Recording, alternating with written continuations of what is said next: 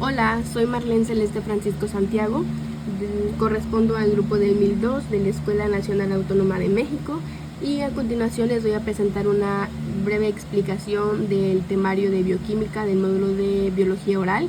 Vamos a abarcar desde los modelos atómicos hasta enzimas y lo que abarca el temario. Me voy a apoyar de mi tableta para ir explicándoles una presentación que hice de este lado de aquí. Entonces vamos a arrancar con la explicación. Muchas gracias. Bueno, el primer tema del que vamos a empezar hablando es de modelos atómicos. Y el primer modelo atómico que vamos a ver como tal es el de Demócrito y Leucipo. Aunque estos personajes no tenían ningún modelo atómico como tal, sí son los que demostraron las bases para hablar acerca de todo esto. Bueno, vamos a hablar primero de que ellos definían de que la materia estaba formada por tierra, agua, aire y fuego, pero ellos decían de que la materia estaba formada por partículas indivisibles, que esto era lo que bautizaron como átomos. Decían que se movían a través del espacio estos átomos. Demócrito era el discípulo principal de Leucipo, aunque esto no fue tomado tan en cuenta en esa época por lo que decía Aristóteles acerca de los elementos que conformaban todo lo que había en el universo. Pero después pasamos al modelo atómico de Dalton. Dalton retomó lo que decía Demócrito y Leucipo. Él retomaba las ideas que decía que la materia estaba hecha de átomos indivisibles. Dalton decía que la materia estaba compuesta por átomos de diferentes masas que se combinaban en proporciones sencillas para formar compuestos. Él veía los átomos iguales, por decirlo así, lo veía como esferas pequeñas. Eran esferas de masas pequeñas que no se crean ni se destruyen. Se podían transformar, pero no se podían crear ni destruir. También decía que los átomos de un mismo elemento tienen propiedades iguales, es decir, que los átomos que pertenecían a un mismo elemento compartían propiedades, eran prácticamente iguales, por eso se decía de que Dalton veía todo igual. Pero Dalton también retomaba la idea de que los átomos de diferentes elementos tenían masas distintas. Luego nos movemos al primer modelo atómico como tal, que fue propuesto por J.J. Thomson. Él retomaba la idea que se venía arrastrando desde Demócrito y Leucipo de que los átomos son indivisibles. Él propuso el primer modelo atómico como tal, que fue el modelo del budil de pasas. Es considerado el padre del electrón, ya que él descubre el electrón. El experimento con el que logra todo esto es con el tubo de rayos catódicos, y a continuación les voy a explicar acerca de en qué consistía su modelo atómico. Bueno, él decía que el electrón era esta masa que estaba cargada con protones. Los protones tienen carga positiva, y que en esta esfera de masa positiva había electrones incrustados. ¿Cuántos electrones? No se sabía cuántos electrones había, pero sí proponía de que había muchos electrones de carga negativa incrustados en esta masa de carga positiva, y todo esto era lo que él bautizaba como un átomo. Bueno, después pasamos con el modelo planetario de Ernest Rutherford. Él proponía un núcleo en el que había protones, seguían arrastrando la idea de que en el núcleo habían protones de carga positiva y que los electrones giraban alrededor de él. Por eso él decía de que el núcleo estaba lleno de protones, pero la periferia estaba lleno de electrones, y él habla acerca de los espacios vacíos, porque los electrones al girar alrededor del núcleo pues dejaban espacios entre electrón y electrón. Mientras que el experimento que realizó Thomson fue el del tubo de rayos catódicos, el experimento que realizó Rutherford para confirmar esta teoría fue la teoría de la mina de oro. Y así seguimos avanzando hasta llegar al modelo atómico de Bohr.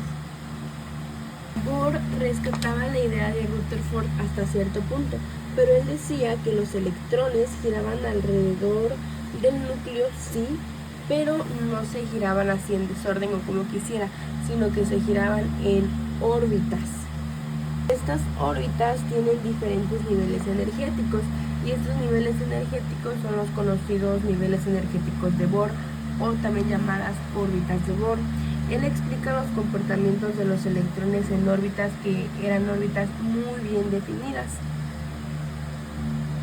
Él decía, explicaba el comportamiento de los electrones de esta forma. decía que cuando los electrones absorbían energía, estos cambiaban de órbita, pero si los electrones eran los que emitían energía, eran los que bajaban de órbita. Continuando con la explicación, vamos a pasar a hablar acerca de James Chadwick. Él como tal no propone ningún modelo atómico, pero lo que hace es que descubra el electrón y mejora el modelo de Bohr, que era el actual hasta ese entonces.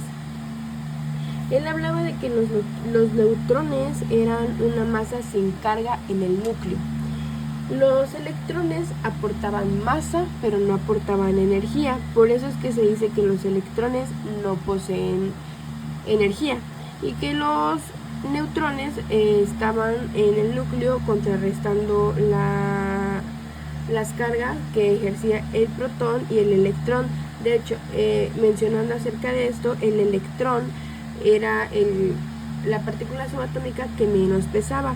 El neutrón y el protón, por el contrario, eran las partículas que más pesaban.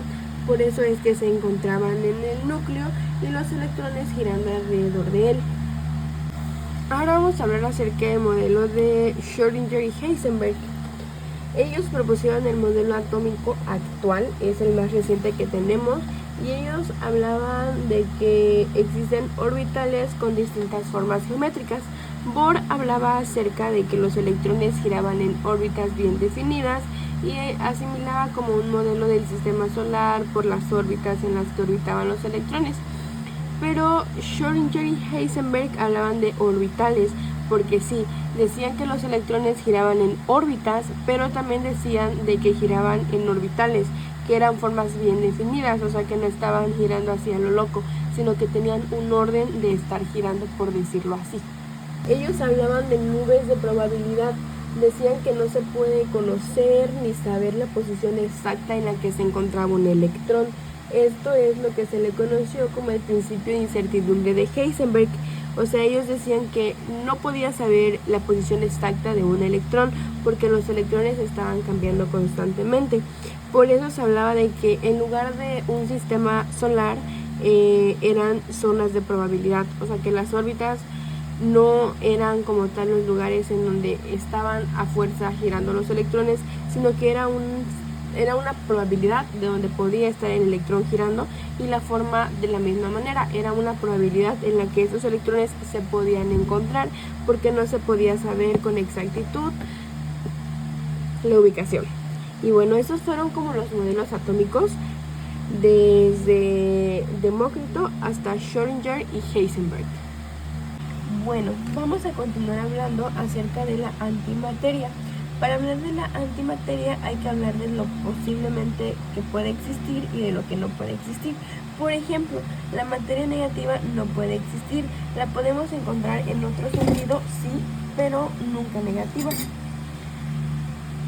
La antimateria sí pesa, por lo tanto se puede decir que la antimateria sí existe. La palabra anti viene de la carga eléctrica que éstas tienen y se relacionan directamente con sus partículas. Por ejemplo, el protón tiene carga positiva, como lo vemos aquí en la materia normal. Bueno, el antiprotón pesa lo mismo que el protón, pero tiene carga negativa. O sea, lo que cambia es la carga, el peso se mantiene. Y eso mismo va a pasar con el electrón. El electrón es negativo en la materia normal, pero en la antimateria esta va a ser positiva. El neutrón se mantiene neutro porque ya habíamos mencionado que el neutrón no tiene carga. Bueno, continuando hablando acerca ahora de la materia oscura, vamos a resaltar algunos puntos, como son los siguientes. Vamos a hablar acerca de la materia oscura. La materia es eléctricamente neutra, no interactúa con la materia luminosa de la galaxia 20%, otras materias con gravedad representan aproximadamente el 80%, es la energía responsable de que el universo se expanda. Para entender un poquito acerca de la materia oscura hay que explicar un poquito más acerca de esta. Vamos a empezar a hablar como ¿qué se nos viene a la mente cuando pensamos de materia oscura? Muchas veces cuando hablamos de la materia oscura pensamos por su término de oscuro, ausencia de luz, pero de hecho esta materia no tiene nada que ver con la luz porque no tiene interacción directa. Todo lo que vemos solamente es el 4% de toda la materia y energía del universo. O sea, todo lo palpable, todo lo visible como son planetas u objetos, solamente representan el 4% de toda nuestra materia y energía. El 20% de este universo es la llamada materia oscura. Podemos decir que eso se magnifica a que el 90% de nuestra galaxia solamente es materia oscura. El 70 u 80% aproximadamente de lo que queda de energía en materia del universo es a lo que se le llama o denomina materia oscura. Y esta energía es la responsable de que el universo se expanda, pero no solamente de que se expanda, sino de que se expanda de una forma muy rápida, o sea, acelerada. Pero de hecho esta materia es una incógnita, ya que no se sabe prácticamente nada, y justo de ahí es donde viene su nombre, materia oscura. Para poder entender esto mejor, vamos a verlo como una fuerza gravitacional contraria. Sabemos que la fuerza de gravitación es la fuerza de atracción que hay entre dos cuerpos y masa. Bueno, ahora en lugar de que estas se atraigan, las masas o los cuerpos se van a repeler. De hecho, hay un montón de hipótesis para esta materia porque pues es muy desconocida. Es prácticamente nada, es muy poca la información que se conoce de la materia oscura. Pasamos a hablar ahora acerca del bosón de Higgs. El bosón de Higgs es parte del modelo estándar de partículas que son como los legos que construyen el universo prácticamente. El bosón de Higgs es la explicación de cómo el universo adquirió su masa. O sea, básicamente es eso, es el cómo fue que el universo tiene masa. Fue confirmado por un experimento en el Gran Colisionador de Partículas en el año del 2012. Para poder entender mejor esto, hay que remontarnos a Newton y a su famosa ley de gravitación universal. Cuando Newton propone esta ley, él entendía que los cuerpos se atraían, sí, pero no podía entender el por qué pasaba esto. O sea, no entendía por qué los cuerpos se atraían y qué relación había de que a mayor masa, mayor era la atracción. Para que el universo adquiriera masa, Peter Higgs propuso un bosón masivo, donde los bosones eran una sección que tenían como función transmitir las fuerzas. Este bosón interactuaba con el campo de Higgs. Este es el campo de Higgs. Este que vemos en forma de sombrerito es el llamado campo de Higgs, que hay que mencionar que era un campo cuántico, porque el modelo estándar era un modelo cuántico. Higgs decía que si la simetría del modelo estándar se cumplía, entonces la partícula no tendría masa, pero si se rompía la masa, entonces surgiría la masa en el universo. Él decía que esta ruptura fue en los primeros instantes del universo, o sea, en la parte más alta del campo, en esta parte de aquí, que es la puntita del sombrero que observamos. Vamos a verlo de esta manera. La partícula está en la parte más alta del campo, o sea, del sombrerito este. Y al momento de expandirse el campo, la partícula cae. Aquí podemos ver cómo va cayendo. Miren, está aquí, se expande el campo y la partícula cae. La simetría se rompe y entonces es cuando surge la masa. Al momento de caer, expandirse, se rompe la simetría y en ese momento es cuando surge la masa. Entonces, esta es la responsable de que todo el universo tenga masa. O sea que sin esta partícula, todo sería como aire flotando. Vamos a verlo de esta manera. Sin el bosón, los átomos no existirían como los conocemos, ya que esta partícula es la razón por la que los protones, electrones y neutrones tienen peso y pueden formar lo que conocemos como materia sólida. Es como si fuera el pegamento invisible que hace que la realidad, o sea, el universo, tenga sentido, para que pueda formarse esta materia sólida. Entonces esta fue la explicación del bosón de Higgs, que también es llamada partícula de Dios, porque esta partícula es fundamental para la existencia del universo, porque si esta partícula no existiera, pues nada sería como lo conocemos ahora. Seguimos con la explicación de esto y ahora vamos a entender lo que son los iones, pero para poder entender qué son los iones, primero tenemos que entender cómo está constituido un átomo. Un átomo está constituido por 3 partículas subatómicas, neutrón, protón y electrón. El electrón con carga negativa alrededor del núcleo, el protón con carga positiva en el núcleo y el neutrón sin carga igual en el núcleo, como habíamos mencionado desde que venimos hablando de los modelos atómicos. Aquí podemos ver, miren, cómo los protones y los neutrones se encuentran en el núcleo y por eso son llamados nucleones, ya que constituyen más del 99.9% del átomo. ¿Por qué? Porque esta cantidad es lo que constituye la masa de un átomo, y el neutrón y el protón que están en el núcleo del átomo forman parte de este porcentaje de masa. Ahora sí podemos pasar a hablar acerca de los iones. ¿Qué son los iones? Un ion es un átomo con carga que tiene la capacidad de perder o ganar electrones. Un ion es un átomo con carga eléctrica que, dependiendo de cuál sea, en este caso catión o anión, va a poder ganar electrones o perder electrones. Por ejemplo, en el caso de los cationes son iones que pierden electrones y los aniones son átomos que ganan electrones, o sea, iones que ganan electrones. Aquí tenemos un ejemplo, por ejemplo, el oxígeno. Tenemos el oxígeno. Vamos a pasar a esta fórmula para poder calcular sus partículas subatómicas. Vamos a pasar a que, por ejemplo, el número chiquito siempre va a ser el número atómico, que va a representar la cantidad de electrones y protones que va a tener un átomo. Por ejemplo, el hidrógeno tiene un electrón y un protón. El número atómico va a estar representado con Z. Y luego tenemos la masa atómica, que es el número más grande. Este va a estar representado con una A y va a estar redondeado para cálculos de partículas subatómicas. De 0.5 sube y de 0.4 baja. Entonces, en el oxígeno tenemos que su número atómico Z, 8, y su masa atómica es 16, ya redondeado. Y tenemos que es un anión porque va a ganar 2 electrones. ¿Cómo lo sabemos? ¿Cómo lo sabemos? Porque tenemos de este lado indicado 2 y el signo negativo, lo que quiere decir que corresponde a un anión que gana electrones. Por ejemplo, las partículas subatómicas del oxígeno normal, sin ser un ion, un anión, de electrones tiene 8 porque lo indica su número atómico Z, de protones tiene 8 y de neutrones tiene 16. ¿Cómo calculamos el neutrón? Sería la masa atómica menos el número atómico.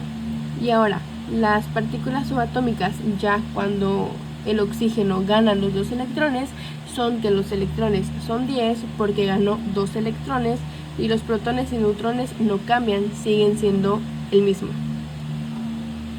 Vamos a hablar ahora de los isótopos.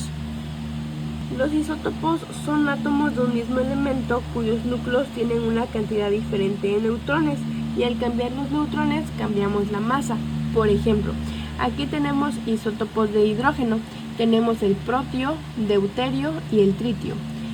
El protio tiene 0 neutrones, el deuterio 1 neutrón y el tritio 2 neutrones. Cada uno tiene una diferente masa atómica porque cada uno tiene un número diferente de neutrones. Por ejemplo, el protio tiene 1 de masa atómica, el deuterio 2 de masa atómica y tritio tiene 3 de masa atómica. El protio y el deuterio todavía se consideran estables, pero el tritio ya se considera radioactivo. Entonces, para concluir esto y a manera de resumen, tenemos lo siguiente. Podemos decir que al cambiar el número de protones, cambiamos el elemento y todas sus propiedades, porque el número atómico, este es el que le da identidad a todo el átomo, a todo el elemento, es el que le da la identidad de quién es. Al cambiar el número de neutrones, obtenemos isótopos del elemento y se hace inestable. Generalmente los isótopos, como cambian su número de neutrones, cambian la masa, se vuelven inestables todos. Y al cambiar el número de electrones, obtenemos iones con cargas. Y ya dependiendo si es catión o anión, va a determinar si gana o pierde electrones. Seguimos con la tabla periódica. Vamos a hablar acerca de la tabla periódica, sobre la forma en la que se clasifican los elementos. El primero en clasificar los elementos de la tabla periódica fue Dmitri Mendeleev, que clasificó todos los elementos conocidos en su época en orden creciente de su masa atómica, es decir, que la primera tabla periódica se basó en el orden creciente de la masa atómica, es decir, A, el número grandote que tenemos. A este orden se le conoce como el primer ordenamiento que tuvo la primera tabla periódica. Pero la tabla periódica de hoy tiene 118 elementos y está acomodada en orden creciente a su número atómico, es decir, que ahorita estamos enfocados en Z, en la identidad que le da el número atómico a nuestro elemento. Esto es considerado la ley periódica de los elementos. Los elementos químicos se clasifican según las propiedades físicas que tengan en 4 grandes grupos, que son los metales, metaloides, no metales y gases nobles, que son los que tenemos de este lado. Miren, estos son los metales de transición, todos estos de aquí son los metales, son los metaloides, los no metales y los gases nobles. Este cuadrito que vemos aquí es el hidrógeno, que se encuentra en esta parte de aquí, pero lo representan en este lado porque es un no metal. A pesar de que se encuentra al lado de los metales, es considerado un no metal.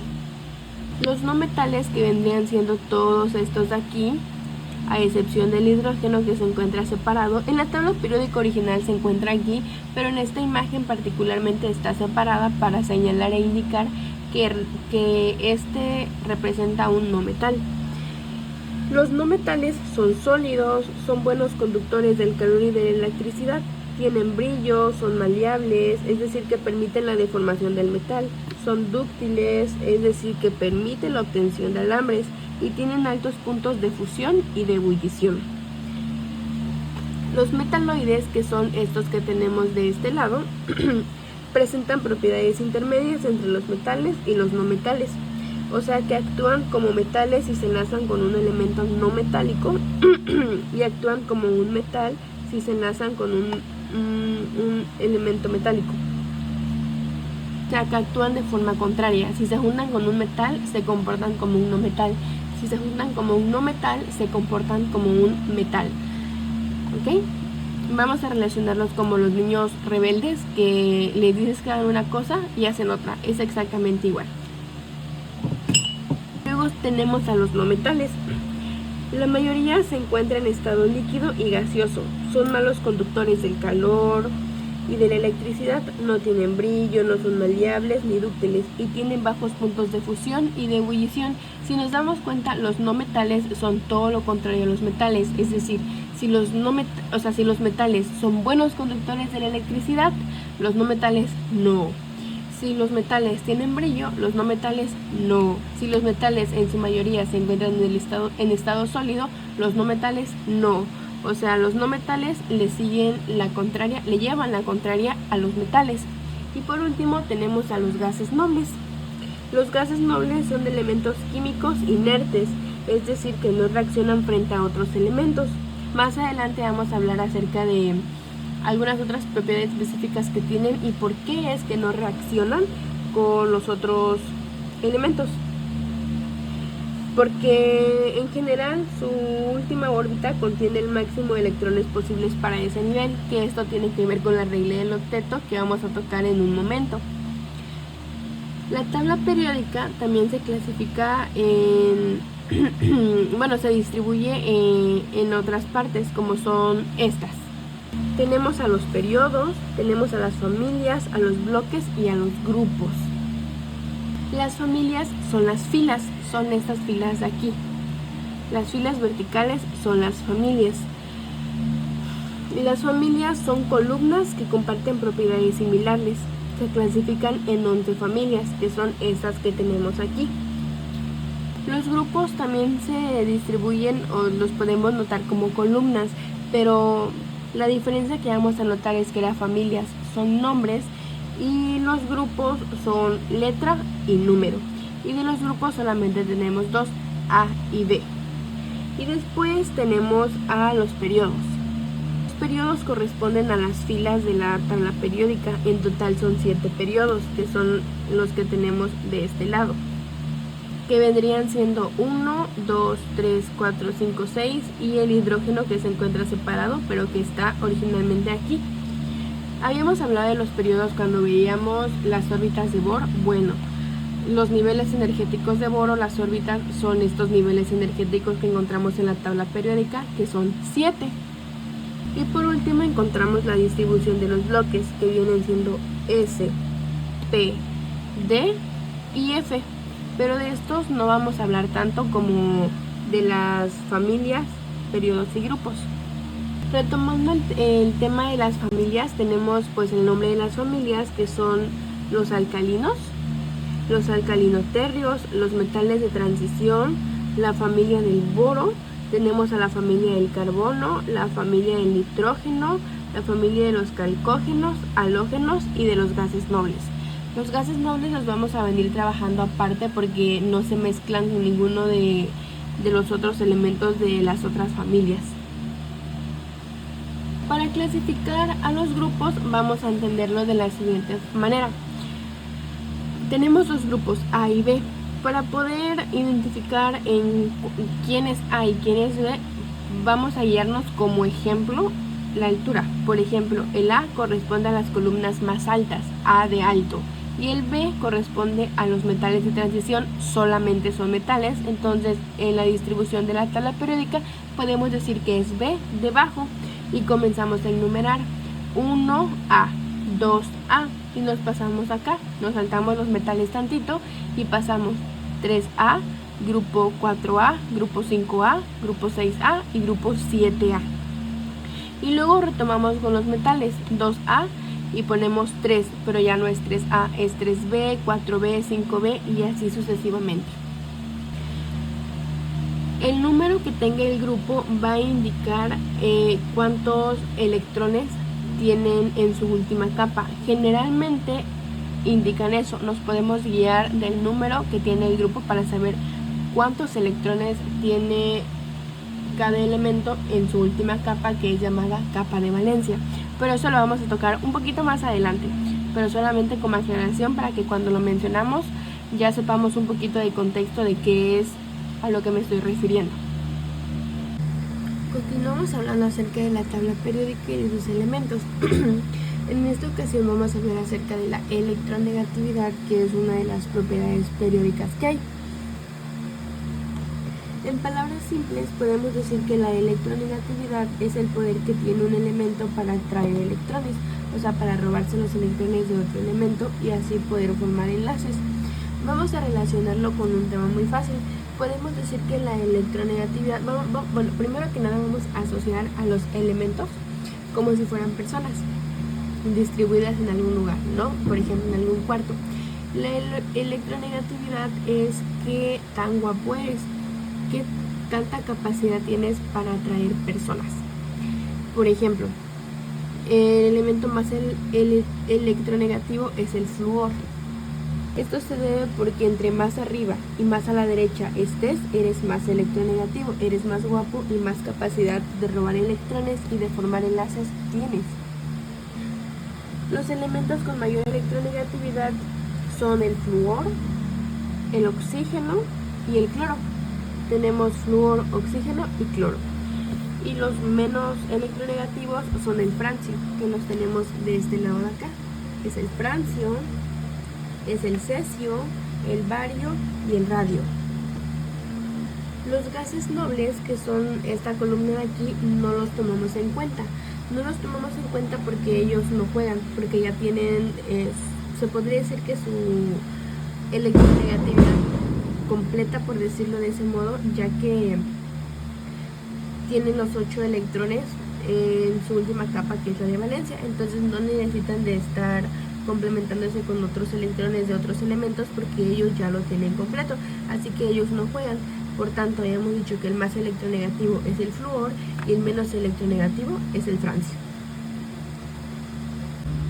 La regla del octeto.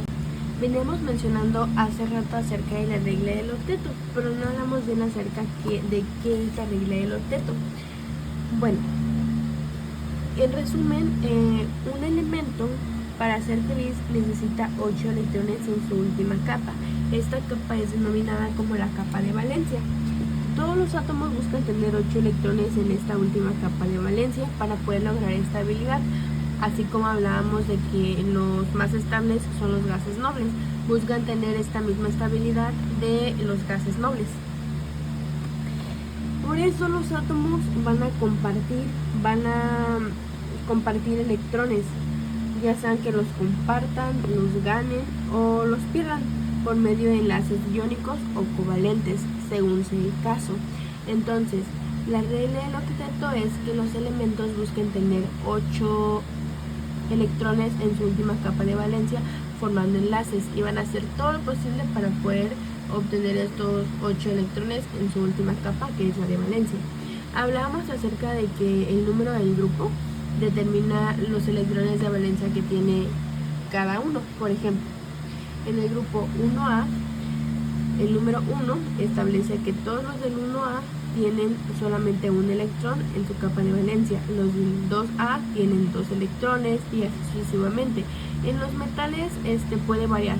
Esta regla no se cumple tanto porque pues los metales se comportan como quieren, tienen diferentes comportamientos, pero por ejemplo en el 3A tienen 3 electrones, en el 4A tienen 4 electrones, en el 5A 5 y así sucesivamente hasta llegar al 7A, porque hay que recordar que los del 8A no juegan en esto porque ellos ya tienen su octeto completo, ya tienen sus 8 electrones en su capa de valencia y ya son felices.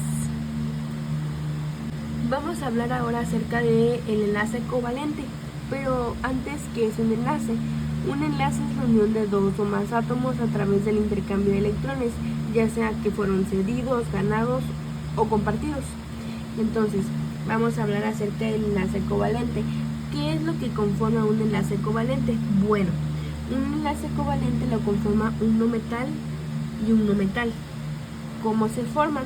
Los elementos comparten electrones pertenecientes a su último nivel de energía, que hablábamos acerca de la capa de valencia ahorita y está relacionado con la regla del octeto. Así para que puedan alcanzar su octeto y puedan ser átomos felices. Miren, aquí podemos observar que se comparten los electrones. ¿Por qué? Porque hablábamos acerca de la electronegatividad y hablábamos que entre más a la derecha y más arriba eres más electronegativo. Bueno, en la electronegatividad los no metales son más electronegativos que los metales. Los metales no son tan electronegativos como los metales. Si nos damos cuenta, los no metales están más a la derecha y más arriba, por lo tanto son más electronegativos, y los no metales están más hacia la izquierda y más abajo, por lo tanto son menos electronegativos. Por eso se dice que el enlace covalente lo forma un no metal y un no metal, lo que quiere decir que lo forman dos elementos que son altamente electronegativos, y al ser altamente electronegativos tienen más electrones en su última capa de valencia, por lo cual comparten sus electrones para así poder alcanzar los 8 electrones que requiere el octeto en su última capa de valencia. Las características: al ser formados por 2 no metales, pues tienen características de los no metales que habíamos mencionado antes, como que tienen puntos de ebullición bajos, no conducen la electricidad del calor, tienden a ser más combustibles. Los covalentes polares solo se disuelven en otras sustancias polares, y los covalentes no polares solo se disuelven en otras sustancias no polares. Esto se refiere a que tenemos 2 tipos de enlaces covalentes. Tenemos el enlace covalente polar y el enlace covalente no polar.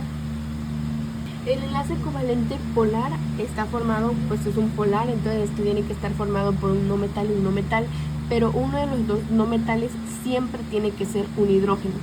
Y aquí tenemos un ejemplo, o sea, tenemos hidrógeno con oxígeno. De hecho, el enlace que une al agua, tenemos H2O, es enlace covalente polar porque tenemos la presencia de hidrógeno. Tenemos al hidrógeno y al cloro, y al hidrógeno y al flúor. Por otra parte, tenemos el enlace covalente no polar. El enlace covalente no polar es un no metal más un no metal cualquier otro que no sea hidrógeno. Si es un no metal y un no metal pero no lleva hidrógeno, esto quiere decir que es un covalente no polar. Después tenemos el enlace iónico. El enlace iónico está conformado por un metal y un no metal. O sea, tenemos un elemento altamente electronegativo y un elemento no tan electronegativo. ¿Cómo se forman? Se forman por la transferencia de electrones, ya que los metales tienden a perderlos y no a ganarlos, o sea, no los mantienen. ¿Por qué? Porque al estar formado por un metal, los metales tienen muy baja electronegatividad, por lo cual, hablando de la regla del octeto, regresamos a la parte de acá arriba, hablamos que los no metales tienen muy pocos electrones en su última capa de valencia, por lo cual tienden a cederlos a los no metales, ya que los no metales tienen mayor facilidad para poder completar su octeto. Por eso es que se dice que se forman por una transferencia de electrones. El menos electronegativo le da electrones, le cede electrones al más electronegativo para que éste pueda completar su octeto, porque el metal jamás va a poder completar su octeto, es muy difícil que pueda hacerlo. Y las características son que son sólidos, cristalinos, frágiles, tienen puntos de fusión elevados, son solubles en agua, conducen electricidad disueltos en agua o fundidos. Ahora vamos a hablar acerca de los puentes de hidrógeno. Los puentes de hidrógeno son enlaces intramoleculares, o sea que se dan entre moléculas, a diferencia de los enlaces que hayamos visto covalentes iónicos que se dan entre átomos. Estos se dan entre moléculas.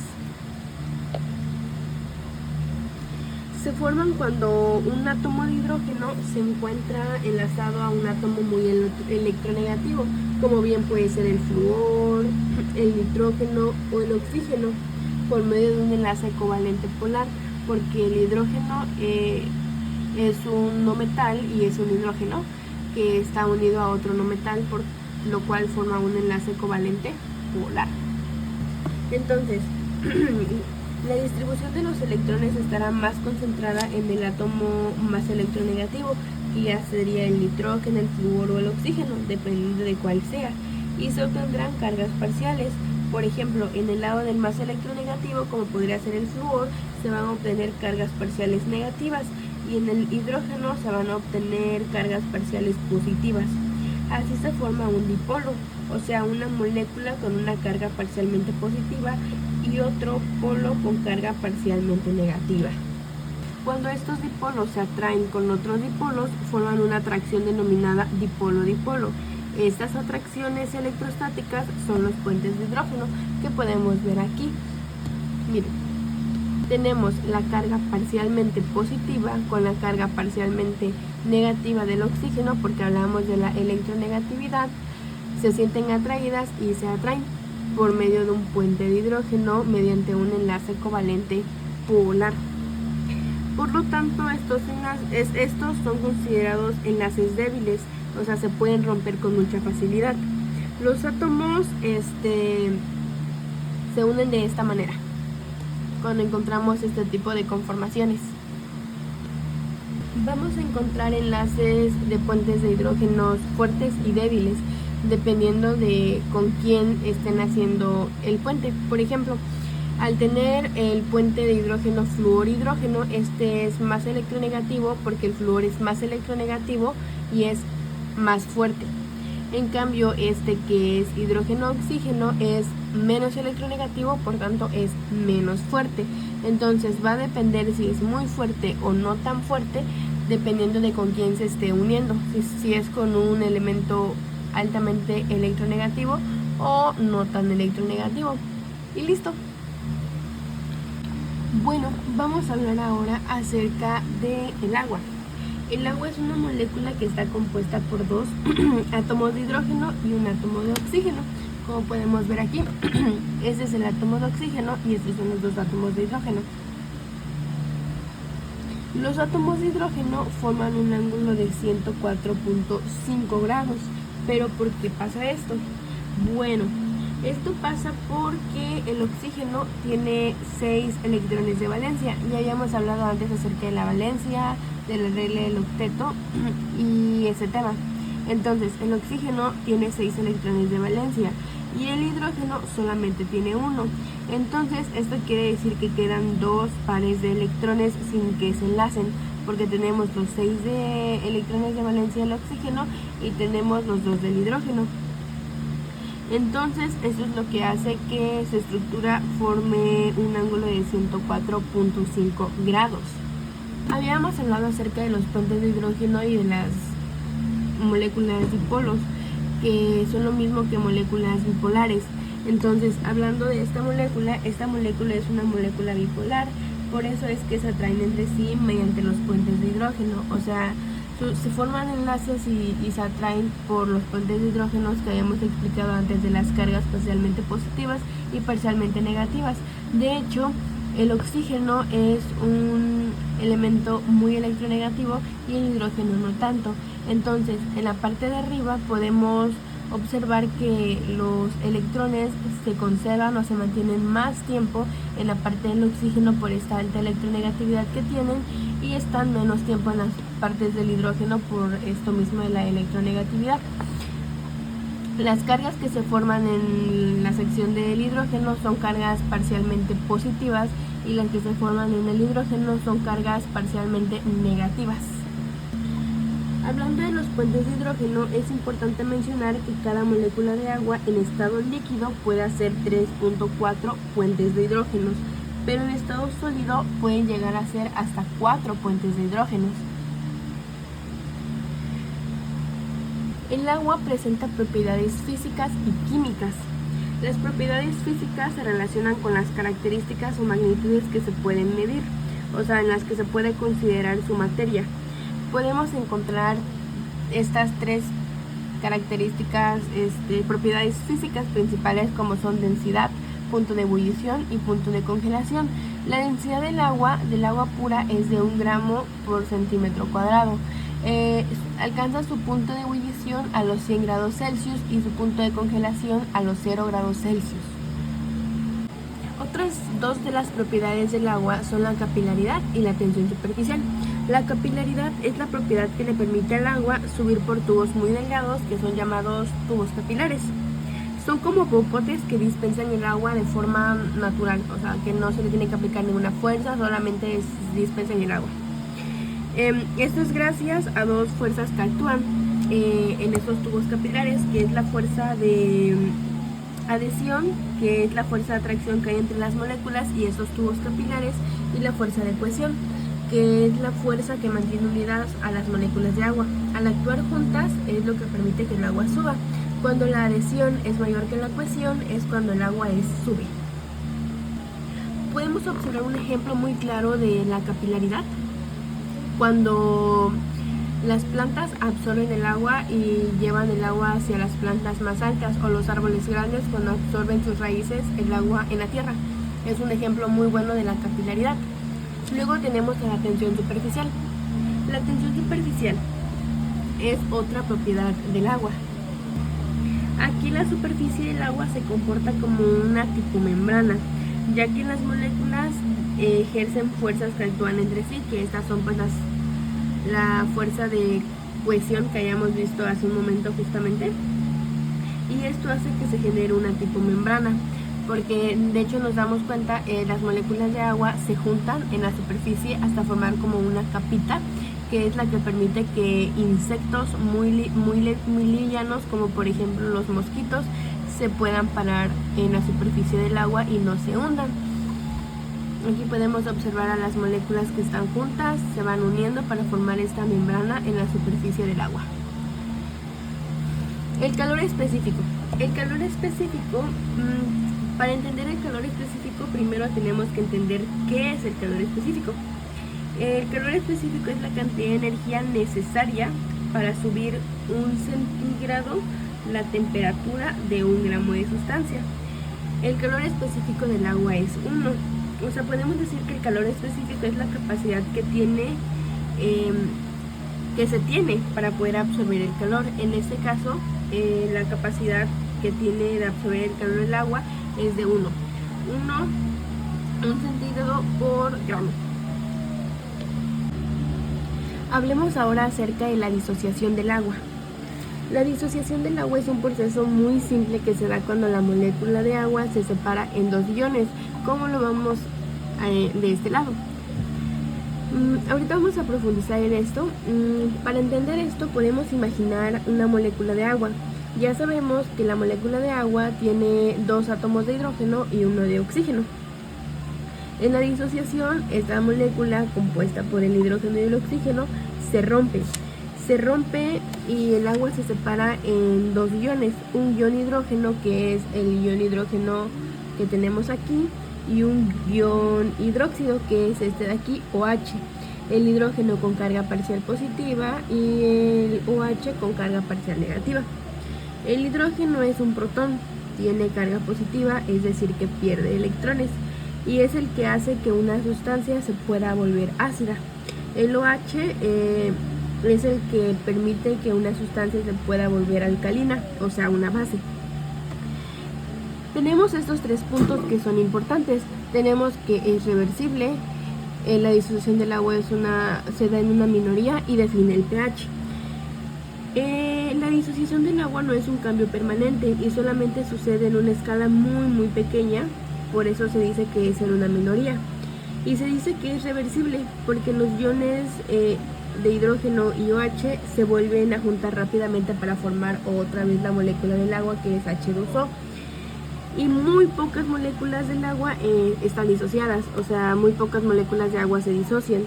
Este equilibrio es justamente el que le da la razón para que tenga un pH neutro. O sea, el agua tiene un pH neutro y justamente esta disociación es lo que hace que el pH del agua sea neutro. Al referirnos que el pH sea neutro, nos referimos al que el pH es igual a 7. Entonces hablábamos de la disociación del agua, que las moléculas de agua está compuesta por 2 de hidrógeno, 1 de oxígeno, se rompe y forman dos iones, que es el hidrógeno y el OH, uno con carga parcial positiva y uno con carga parcial negativa, pero que esto es reversible y que muy pocas moléculas de agua están disociadas. Rápidamente se vuelven a formar para formar nuevamente la molécula de agua H2O y este equilibrio es el que permite y el que define que el pH del agua sea 7, o sea que se quede neutro. Hablando en las escalas de pH y pOH, vamos a comenzar hablando sobre el pH. El pH generalmente se dice que es el potencial hidrógeno, pero precisamente es el que determina la acidez de una sustancia dependiendo de la concentración de iones hidrógenos que tenga la sustancia. Corresponde a los ácidos. Y el pOH es el que mide la alcalinidad según la concentración de iones hidróxidos que tenga, y este corresponde a las bases. El ácido es una disolución acuosa que es capaz de donar iones hidrógeno y la base es una disolución acuosa capaz de aceptar los iones hidrógenos. Tenemos esta escala de pH como tenemos en esta imagen que va desde el 0 hasta el 14, siendo 7 un pH neutro, como mencionábamos antes. Del 6.9 hacia la izquierda, hacia acá, este va a corresponder a un ácido. Y del 7.1 hacia la derecha, hacia allá, va a corresponder a una base. El ácido, entre más cerca esté de la escala pH 7, que es neutro, va a ser un ácido débil. Por ejemplo, el 6 es un ácido débil, el 5 un ácido débil, y ya hacia acá, como por ejemplo el 1, 2 y 3, vienen siendo ácidos fuertes. Entre más alejados estén del 7, van a ser ácidos fuertes, y entre más cerca estén del 7, van a ser ácidos débiles. Y pasa lo mismo con las bases. Entre más cerca estés del 7 vas a ser una base débil, y entre más alejado estés del 7, como por ejemplo el 3 o 14, eres una base fuerte. Hablábamos hace un momento acerca de la disociación del agua. Hablando de la constante del agua, la constante del agua se va a representar de esta manera: una K de constante y una W de water, que significa agua en inglés. Esta constante siempre va a ser la misma, nunca va a cambiar. Por ejemplo, la constante del agua es 1 por 10 a la menos 14. Luego tenemos el pH representado de la siguiente manera. El pH está representado como el logaritmo negativo del ion hidrógeno. y el pOH como el logaritmo negativo de los iones hidróxidos. Habíamos quedado que el hidrógeno tiene carga parcial positiva y el OH carga parcial negativa, positiva y negativa. Ahora tenemos este cuadro en donde tenemos indicado la concentración de hadrones hidróxidos e hidronios, el pH, el pOH y la constante, y cómo van cambiando de cierta manera. Por ejemplo, cuando la concentración de iones hidronios es de 1, se va a ver representado de esta manera: 1 por 10 a la menos 1, y el pH va a ser 1. Automáticamente al OH va a ser 1 por 10 a la menos 13. Porque hablábamos acerca de que el pH va del 0 hasta el 14, entonces al 14, al 1 por 10 a la menos 14, automáticamente le vamos a restar el 1 del pH de este lado. Y de pOH vamos a tener 13, la constante siempre va a ser 14, nunca va a cambiar, y se va a representar como 1 por 10 a la menos 14, como lo teníamos representado de este lado. La constante es 1 por 10 a la menos 14. Cuando la concentración de ion hidronio es de 2, vamos a representarlo como 1 por 10 a la menos 2, pH nos va a resultar 2, el OH se va a representar como 1 por 10 a la menos 12, de pOH vamos a tener 12 y la constante nunca va a cambiar, siempre va a ser 1 por 10 a la 14, que nos va a dar 14. Entonces, por un lado tenemos la concentración de iones hidronios, concentración de iones hidróxidos y la constante, que siempre es la misma. Y vamos a tener el ácido fuerte, como les mencionaba ahorita: ácido fuerte, el 3 todavía es ácido fuerte, el 5 ya se considera como un ácido débil, el 6 igual sigue como ácido débil y el 7 es neutro, llegamos a la zona neutra y listo. Hablando de amortiguadores, los amortiguadores también son llamados tampones o buffers. Son una solución compuesta por un ácido débil y su base conjugada, o sea, la viceversa de su base. Por ejemplo, vamos a hablar de que si se añade un ácido, la base conjugada del amortiguador lo atrapa, por decirlo así más o menos, o sea que este lo va a neutralizar para que el pH no cambie. Y por el contrario, si se añade una base, el ácido débil del amortiguador dona el ion hidronio para neutralizar y así evitar que el pH cambie, porque el pH no puede cambiar, porque el pH es importante para regular como las funciones celulares que hay y que el sistema no deje de funcionar. Porque el pH de la sangre varía entre 7.35 y 7.45. Y esto es vital para que pues las funciones celulares, las enzimas y todo nuestro organismo pueda seguir funcionando de forma correcta y podamos mantenernos vivos. Vamos a hablar de dos tipos de sistemas de amortiguadores, que es el amortiguador de bicarbonato y el amortiguador de fosfato. Vamos a empezar con el amortiguador de bicarbonato. Este es el más importante de la sangre porque está formado por el ácido carbónico, que lo tenemos aquí. El ácido carbónico es el ácido débil y tenemos también que está formado por el ion bicarbonato, que este sería su base conjugada, que es el que tenemos de este lado. El ácido carbónico se forma a partir del dióxido de carbono y de agua. Si el cuerpo produce mucho ácido, el ion se une al bicarbonato para formar más ácido carbónico. Y así el ácido carbónico se convierte rápidamente en dióxido de carbono y en agua. Entonces el dióxido de carbono se elimina por los pulmones mediante la respiración y el bicarbonato es regulado por los riñones. Por otra parte tenemos el amortiguador de fosfato. El amortiguador de fosfato está formado por el ion dihidrogenofosfato, que es el ácido débil, y el ion monohidrogenofosfato, que sería su base conjugada. El amortiguador es el más importante, este amortiguador es el más importante en la orina porque permite que el riñón excrete el exceso de ácidos sin que la orina se vuelva muy ácida porque si se vuelve muy ácida, pues va a dañar las vías urinarias. Pero este amortiguador lo que hace es que no pase eso y que no, al excretar sustancias ácidas como la orina, las vías urinarias se mantengan sin ningún daño. Muy bien, ahora nos toca hablar acerca de los carbohidratos. Los carbohidratos se clasifican por tamaño según el número de moléculas. Vamos a tener desde los más pequeños hasta los más grandes. Vamos a empezar por los polisacáridos. Los polisacáridos son los más grandes, que poli significa muchos y sacáridos se refiere a las unidades de azúcar que tiene. O sea que polisacáridos se refiere a muchos azúcares unidos formando una gran molécula. Los polisacáridos los podemos romper y así formar los oligosacáridos. Los polisacáridos son más de 10 azúcares. Los oligosacáridos, vamos a empezar con que oligo es poco y va de 3 a 10 azúcares más o menos. Son menos de 10 azúcares, pero más de 2 azúcares. Por ejemplo, al tener una cadena de 20 azúcares, estos azúcares las podemos romper. Y al romperlas vamos a tener 4 partes iguales, o sea, cada parte tendría 5 azúcares.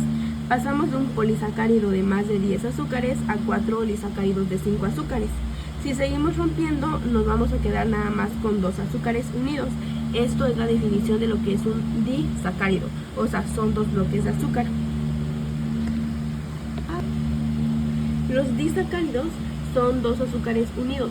Si partimos estos disacáridos, vamos a obtener los monosacáridos, que los monosacáridos son piezas individuales, o sea, bloques individuales de azúcar que están listos para su absorción. Vamos a verlo de esta manera. Los monosacáridos vamos a seguir tomando la referencia de bloques de Lego. Los monosacáridos son los bloques de Lego, es un bloque de Lego. Los disacáridos es cuando juntamos 2 bloques de Lego. Los oligosacáridos es cuando juntamos más de 2 bloques de Legos, pero menos de 10. Y los polisacáridos es cuando ya juntamos varias piezas de Lego que pasan 10 bloques de Lego. Entonces tenemos polisacáridos, oligosacáridos, disacáridos y monosacáridos. Vamos a hablar ahora acerca como de los principales monosacáridos, disacáridos y polisacáridos que tenemos. Los principales monosacáridos, o sea, los principales son la glucosa, la fructosa y la galactosa, pero de estos 3 el más principal es la glucosa. La glucosa es la que nos va a formar todo lo demás. Por ejemplo, los principales disacáridos son sacarosa, maltosa y lactosa. La sacarosa está formada por glucosa más fructosa, que es la azúcar de mesa. La maltosa está formada por glucosa más glucosa y la lactosa está formada por glucosa y glucosa. Si nos damos cuenta, todos están formados por glucosa, o sea que la glucosa es la base de todo. El polisacárido principal y el más mencionado es el almidón. Los carbohidratos también están divididos en carbohidratos complejos y simples. Los carbohidratos simples son los de rápida absorción, es cuando queremos obtener energía muy rápida y nos tomamos algo que nos dan picos de azúcares, que es por eso que nos dice que nos dan energía rápida, como puede ser a veces nos tomamos un refresco o algún pan que nos suba súper rápido la energía, pero esto es lo que nos provoca grandes picos de azúcares.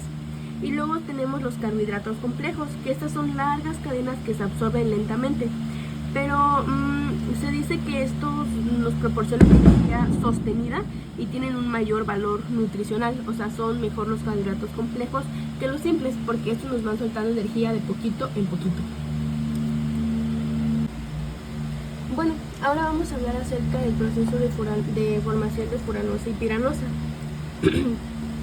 La formación de piranosa y la furanosa es el proceso por el cual los azúcares, o sea, vamos a hablar de los monosacáridos con cadenas largas, como por ejemplo las pentosas o las hexosas, pasan de su forma lineal a una estructura cíclica. Esta estructura cíclica es la forma que predomina en la forma más estable del azúcar.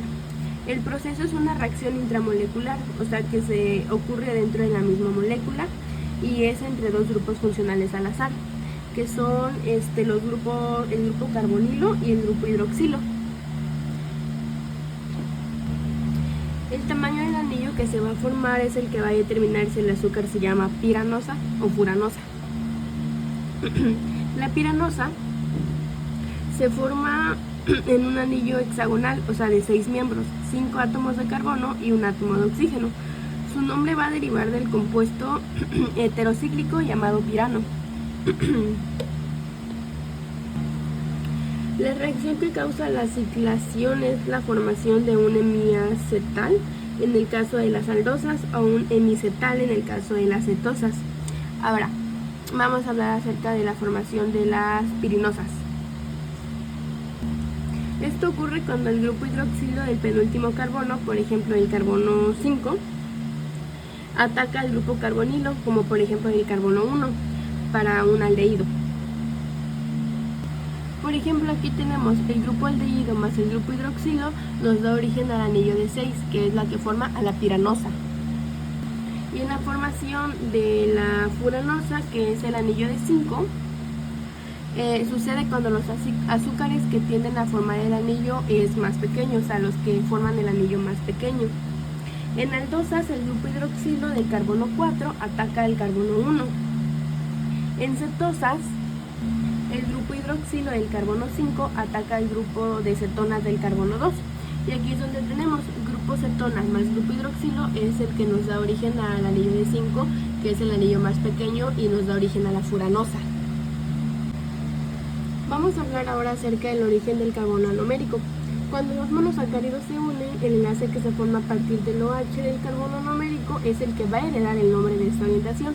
Por ejemplo, el enlace alfa se forma cuando el OH origina el carbono anomérico, pero está hacia abajo. O sea, vemos que este está hacia abajo. El enlace resultante queda pues en posición hacia abajo y el enlace beta se forma cuando el OH se origina del carbono anomérico y este tiene orientación hacia arriba, como podemos ver. El enlace resultante queda pues en una posición hacia arriba. Esto es importante porque esta pequeña diferencia de posición A y beta es crítica para los seres vivos. Por ejemplo, las enzimas en nuestros cuerpos son muy específicas. Los humanos podemos digerir almidón, como son enlace alfa, y fácilmente para obtener energía, pero no podemos romper los enlaces beta de la celulosa, como son las fibras no digeribles, porque nuestras enzimas no encajan con esta forma. La forma beta es generalmente la más estable en solución acuosa. De hecho, en una solución de glucosa en equilibrio hay aproximadamente 2/3 de beta glucosa y 1/3 de alfa glucosa. Esto también es muy importante para la formación de polímeros. Por ejemplo, los monosacáridos se unen mediante enlaces glucosídicos. Que un enlace sea alfa o beta determina si el polímero resultante es un almacén de energía, como por ejemplo el glucagón, o es un material estructural, como la celulosa. Entonces, por eso es que es importante, porque tenemos formación de polímeros, de estabilidad, funciones biológicas, entre otras cosas. Lípidos. Bueno, los lípidos son un grupo de moléculas biológicas que se caracterizan por ser insolubles en agua, o sea que son hidrofóbicas, pero son solubles en solventes orgánicos, como por ejemplo los aceites o los éter. Comúnmente se les conoce como grasas o aceites. Sus funciones biológicas tienen muchas funciones biológicas, entre ellas es que son reserva de energía, o sea, son la forma más eficiente que uno puede almacenar energía. Tienen funciones estructurales, forman las membranas de todas nuestras células y son reguladoras. De algunas son hormonas y otras son vitaminas. Vamos a hablar acerca de las moléculas anfipáticas. Una molécula anfipática o anfifílica es aquella que tiene una parte de su estructura que es soluble en agua, o sea que es hidrofílica, y otra parte que es insoluble en agua, o sea que es hidrofóbica. Por ejemplo, los fosfolípidos son componentes claves de la membrana celular. Hay que recordar que la membrana celular está compuesta por fosfolípidos, una doble capa de fosfolípidos.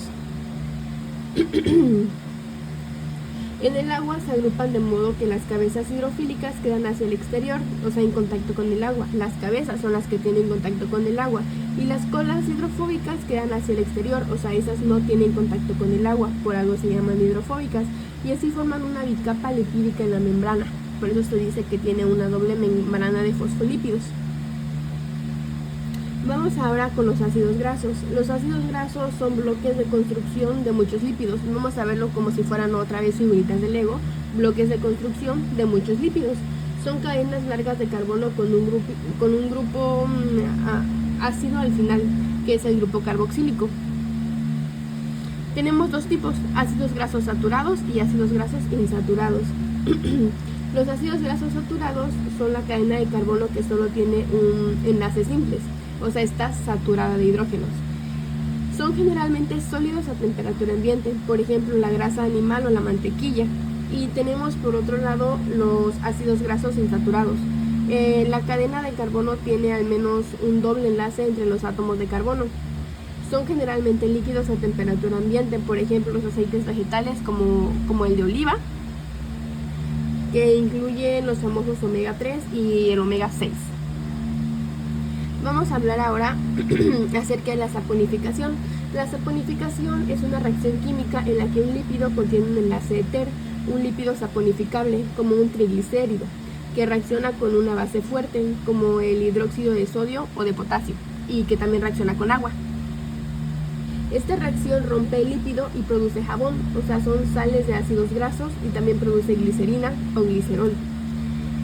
Es el proceso que se utiliza para fabricar jabón, que a veces se comercializa en las industrias. Estos lípidos también se llaman acilglicéridos. Están formados por una molécula de glicerol. Están formados por una molécula de glicerol unida a otro, 2 o 3 ácidos grasos respectivamente. El glicerol es como el esqueleto o la base a la que se unen las colas de ácidos grasos. O sea, son como donde los ácidos grasos se unen, donde se unen las colas. Y vamos a tener los monoglicéridos, los diglicéridos y los triglicéridos. El monoglicérido está formado por un glicerol más un ácido graso. El diglicérido, pues como su nombre dice, di, está formado por un glicerol y 2 ácidos grasos. El triglicérido está formado por un glicerol y 3 ácidos grasos. Los triglicéridos son la parte principal en la que el cuerpo almacena la grasa para después usarse como energía. Luego tenemos el colesterol. Ok. El colesterol es un tipo de lípido que no es saponificable. Es un esteroide, pero es esencial para la vida. Es un componente fundamental de las membranas celulares porque les da fluidez y también les da estabilidad. Ok. Es la materia prima a partir de la cual el cuerpo produce hormonas como las sexuales. También produce vitamina D y ácidos biliares, que son los necesarios para poder digerir estas grasas. Luego tenemos las ceras. Las ceras son lípidos formados por un ácido graso de cadena larga unido a un alcohol de cadena larga. Actúan principalmente como protección, impermeabilización y lubricación. La cera que recubre las hojas y frutos, por ejemplo, de las plantas para evitar la pérdida excesiva de agua es un ejemplo de cera. O la cera de los panales de las abejas, o el cerumen en el oído humano, o sea, el que tenemos nosotros en nuestro oído. Y por último tenemos las prostaglandinas. Las prostaglandinas son un grupo de lípidos derivados de ácidos grasos, como el ácido araquidónico con omega 6. Se consideran moléculas de señalización local que son similares a las hormonas. Las prostaglandinas controlan muchos procesos cerca de donde se producen, por ejemplo, cuando se produce inflamación y dolor. De ahí es que muchos antiinflamatorios actúan como inhibiéndolas. También tienen una regulación de la presión arterial, contracción de los músculos lisos, que es muy importante en el útero durante el parto, las contracciones. Los ácidos nucleicos. Los ácidos nucleicos son moléculas grandes y complejas que se encuentran en toda la célula. Los ácidos nucleicos se encargan de almacenar y transmitir la información genética de una generación a otra. Sin ellos no se podría heredar los rasgos ni construir ninguna proteína porque no habría ninguna instrucción para construir dichas proteínas. Tenemos dos tipos de estos ácidos, el ADN y el ARN. Por un lado tenemos el ADN, que es el que observamos en esta parte de aquí, y el ARN. El ADN, que significa ácido desoxirribonucleico, es el almacén de toda la información, y el ARN, que es este de aquí, que significa ácido ribonucleico, es el mensajero que usa esta información para construir cosas. O sea, este ARN se lleva la información del ADN y la transmite a toda la célula para que ésta pueda seguir construyendo más cosas como proteínas. Los nucleótidos, vamos a decir que son como los ladrillos de construcción. Los ácidos nucleicos, ya sean ADN y ARN, son como largas cadenas, y cada cadena se llama nucleótido. O sea, cada pieza de esa cadena es lo que es un nucleótido. Es como la base de los ácidos nucleicos. Cada nucleótido tiene 3 partes que lo forman. O sea, tenemos 3 partes que forman al nucleótido, perdón. Tenemos al grupo fosfato, al azúcar, que pues es la pentosa, y a la base nitrogenada. El grupo fosfato aporta la carga negativa y une a los nucleótidos para formar la larga cadena. O sea, es el esqueleto de toda la molécula, es lo que une. Luego tenemos al azúcar, que es un azúcar de 5 carbonos, por eso decíamos que era pentosa, que forma parte del esqueleto. En el ADN se llama desoxirribosa y en el ARN se llama ribosa. Por eso es que uno es ácido desoxirribonucleico y el otro es ácido ribonucleico. Por la pentosa que tiene, es lo que diferencia cada una. Luego hablamos de las bases nitrogenadas. Es la parte variable y la que contiene la información genética. Las bases nitrogenadas son como el código de cada una de ellas. O sea, conforme se vayan uniendo es el código que las va a diferenciar.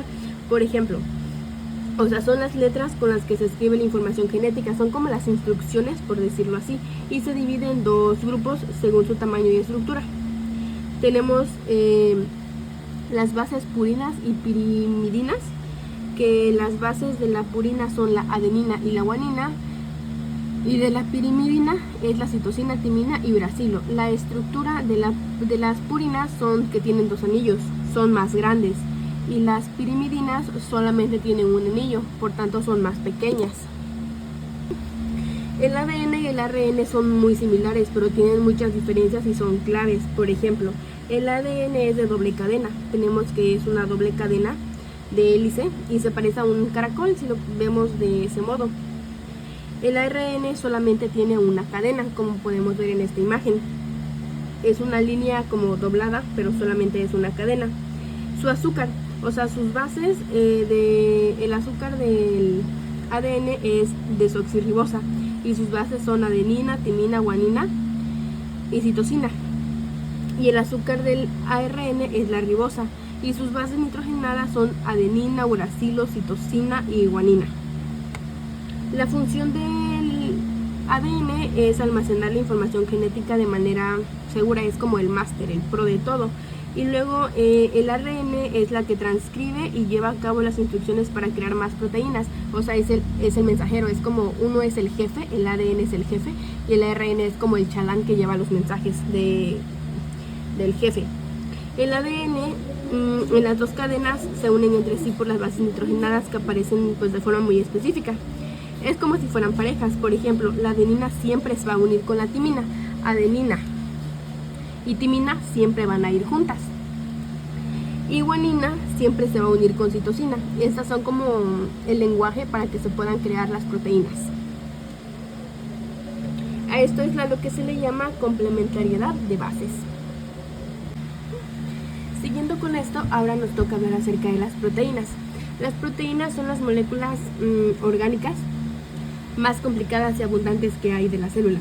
Vamos a hablar vamos a decir que las proteínas son como las máquinas y ladrillos del cuerpo, porque estas máquinas o ladrillos son las que realizan pues todo el trabajo en la célula. Vamos a decir que los ladrillos, por ejemplo, forman la estructura de los tejidos, como pueden ser músculos, piel, pelo, huesos, y las máquinas sirven como enzimas, o sea, vamos a decir que son las enzimas. Son las que aceleran las reacciones, anticuerpos, defensa y transportadores. Son las que llevan oxígeno y nutrientes en la célula. Las proteínas están constituidas a partir de unidades más pequeñas llamadas aminoácidos que se unen en largas cadenas. Vamos vamos a hablar ahora del enlace peptídico. El enlace peptídico es el enlace covalente que une dos aminoácidos, o sea, son los que van formando el esqueleto de péptidos y proteínas. Vamos a imaginar que, por ejemplo, los aminoácidos son cuentas de un collar, ¿no? O sea, son cuencas de un collar. Tenemos un collar y el enlace peptídico es la cuerda que une estas dos. O sea, tenemos el collar, ¿no? Y vamos a imaginar que el enlace peptídico es la cuerda que une cada bolita del collar, que vendrían haciendo los aminoácidos. O sea, el enlace peptídico es el que va uniendo cada aminoácido hasta formar pues a la proteína. Más de 100 aminoácidos forman una proteína. Estos se forman cuando el grupo carboxilo que de un aminoácido se une al grupo amino del siguiente. O también se puede formar en el proceso, por ejemplo, cuando se pierde una molécula de agua en un enlace covalente muy fuerte, también se puede formar. Vamos a hablar acerca de las estructuras, que es lo que tenemos de este lado. Tenemos estructuras primarias, secundarias, terciarias y cuaternarias. Una proteína debe doblarse de una forma muy específica para poder funcionar, o sea, no se puede formar nada más hacia lo loco, sino que tiene que seguir un orden, por decirlo de esta forma. Por eso es que se clasifica en 4 niveles. Por ejemplo, aquí lo tenemos: la primaria, la secundaria, la terciaria y la cuaternaria. La estructura primaria, o sea, es la secuencia lineal de aminoácidos. Es como si fuera el orden en que se escriben, por ejemplo, siguiendo el orden del collar, es como que vas armando el collar y primero sigues una secuencia lineal, ¿no? Entonces aquí tenemos la secuencia lineal, que es la secuencia de aminoácidos. Este orden es el que dicta la formación genética, o sea, del ADN, y es fundamental porque cualquier cambio aquí puede alterar todo. Entonces pasamos a la estructura secundaria. La cadena lineal se empieza a doblar, o sea, se empieza a doblar en formas repetitivas debido a los puentes de hidrógeno. Ya habíamos hablado acerca de los puentes de hidrógeno. Y las formas más comunes son de alfa hélice, que es una espiral o resorte, o una hoja plegada, que puede ser beta plegada, que se pliega como un acordeón. Y aquí es donde vamos viendo ya como el doblez que se va doblando. Y la estructura terciaria, que es la forma global, es el plegamiento completo ya tridimensional de toda la cadena. Aquí incluye las hélices beta, o sea, las beta plegadas y las alfa hélices, que es esta de aquí. Miren, es el péptido individual ya todo doblado. Es la forma única que adquiere la proteína y la que le permite llevar a cabo sus funciones biológicas. O sea, ya esta es su forma, es la forma única que adquiere cada proteína. Y se estabiliza por interacciones entre los grupos laterales en los aminoácidos, o sea, los grupos radicales, los que se le vayan a pegar. Y por último tenemos la estructura cuaternaria, que es el complejo de unidades. Algunas proteínas necesitan unirse a otras cadenas de proteínas para ser funcionales. Por ejemplo, la estructura cuaternaria describe cómo se agrupan estas cadenas, como un complejo final. Miren, esta ya es la estructura cuaternaria, agregados 2 o más péptidos. Podemos tomar de ejemplo para esto a la hemoglobina. La hemoglobina es la proteína que transporta oxígeno a la sangre y tiene 4 cadenas unidas.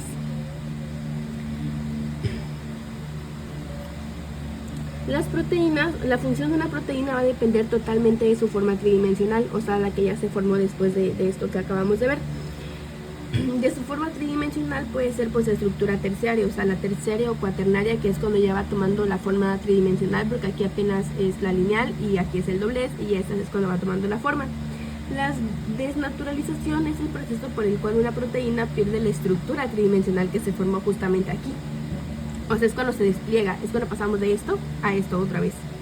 O sea, sin que se rompa el enlace peptídico, o sea, se despega, pero no se rompe el enlace peptídico. ¿Qué lo puede causar? De hecho, lo puede causar pues muchas cosas, como por ejemplo hervir. El cambio de calor puede causar esta desnaturalización, cambios extremos del pH como ácidos o bases, o una agitación muy extrema.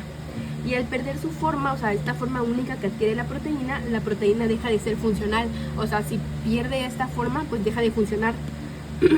Un ejemplo clásico es, por ejemplo, cuando cocinamos un huevo, el calor desnaturaliza las proteínas de la clara, o sea, que es la principal, o sea, principalmente la albumina.